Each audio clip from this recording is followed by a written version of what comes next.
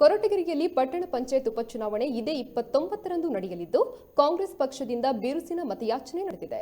ಈ ಹಿಂದೆ 4ನೇ ವಾರ್ಡ್ನಿಂದ ಕಾಂಗ್ರೆಸ್ ಪಕ್ಷದ ಅಭ್ಯರ್ಥಿಯಾಗಿ ನರಸಿಂಹಪ್ಪನಯ್ಯರವರು ಸ್ಪರ್ಧಿಸಿ ಗೆಲುವನ್ನು ಸಾಧಿಸಿದರು. ಬಳಿಕ ಇವರು ನಿಧನರಾದ ಹಿನ್ನೆಲೆಯಲ್ಲಿ ಇವರ ಮಗನನ್ನು ಉಪಚುನಾವಣೆಗೆ ಸ್ಪರ್ಧಿಯಾಗಿ ಕಣಕ್ಕಿಳಿಸಿದ್ದಾರೆ. ಕಾಂಗ್ರೆಸ್ ಪಕ್ಷದ ಕಾರ್ಯಕರ್ತರು ಪಟ್ಟಣ ಪಂಚಾಯತ್ನ ಸದಸ್ಯರು ಅಭ್ಯರ್ಥಿ ನಂದೀಶ್ನೊಂದಿಗೆ ಮನೆ ಮನೆ ಭೇಟಿ ನೀಡಿ ಮತಯಾಚನೆಯನ್ನ ಮಾಡಿದ್ರು.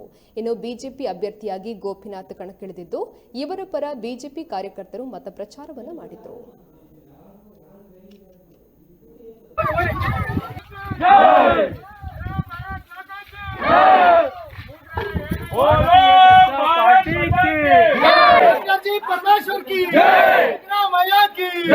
ಎಲ್ಲ ಉಪಚುನಾವಣೆಯಲ್ಲಿ ಭಾರತೀಯ ಜನತಾ ಪಕ್ಷದ ಅಭ್ಯರ್ಥಿಯಾಗಿ ನಿಂತಿರುವ ಗೋಪಿ ಅವರನ್ನ ತಾವೆಲ್ಲರೂ ಬೆಂಬಲಿಸಬೇಕು ಅಂತ ನನ್ನ ಎಲ್ಲ ಅಕ್ಕ ತಂಗಿಯರಲ್ಲಿ ಅಣ್ಣ ತಮ್ಮಂದಿರಲ್ಲಿ ನಾನು ಕೇಳ್ಕೊತೀನಿ.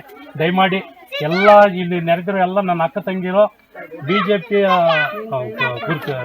ನಿಂತಿರುವ ನಮ್ಮ ಗೋಪಿಗೆ ದಯಮಾಡಿ ಎಲ್ಲರೂ ಓಟ್ ಹಾಕ್ಬೇಕು, ಮತ ಹಾಕಿ ಗೆಲ್ಲಿಸಿ.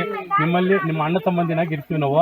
ನಿಮ್ಮ ಅಣ್ಣ ತಮ್ಮಂದಿರು ಯಾವ ರೀತಿ ನೀವು ಇದು ಮಾಡಿ ಆಶೀರ್ವಾದ ಮಾಡ್ರಿ. ಪಟ್ಟಣ ಪಂಚಾಯಿತಿಯ 4ನೇ ವಾರ್ಡಿನ ಉಪಚುನಾವಣೆ ನಡೀತಾ ಇದೆ. ಏನು ಈ 4ನೇ ವಾರ್ಡ್ನಲ್ಲಿ ಕಳೆದ ಬಾರಿ ಕಾಂಗ್ರೆಸ್ ಪಕ್ಷದ ಅಭ್ಯರ್ಥಿಯಾಗಿ ನರಸಿಂಹಪ್ಪನವರು ಸ್ಪರ್ಧಿಸಿದ್ರು. ಅವರಿಕ ಕೊರಟಗೆರೆ ಪಟ್ಟಣ ಪಂಚಾಯಿತಿಯ ಇತಿಹಾಸದಲ್ಲಿ ಅತ್ಯಧಿಕ ಮತಗಳಿಂದ ಆಯ್ಕೆಯಾದರು. ಅದೇ ರೀತಿ ಈ ವಾರ್ಡ್ನಲ್ಲಿ ಪ್ರಾಮಾಣಿಕವಾದಂಥ ಸೇವೆಯನ್ನು ಮಾಡಿದ್ರು. ಮನೆ ಮನೆಯಲ್ಲೂ ಸಹ ನರಸಿಂಹಪ್ಪನ ಮಾತು ಮನೆ ಮನೆಯಲ್ಲಿದೆ. ನರಸಿಂಹಪ್ಪನ ಮಾಡಿರ್ತಕ್ಕಂಥ ಕೆಲಸಗಳು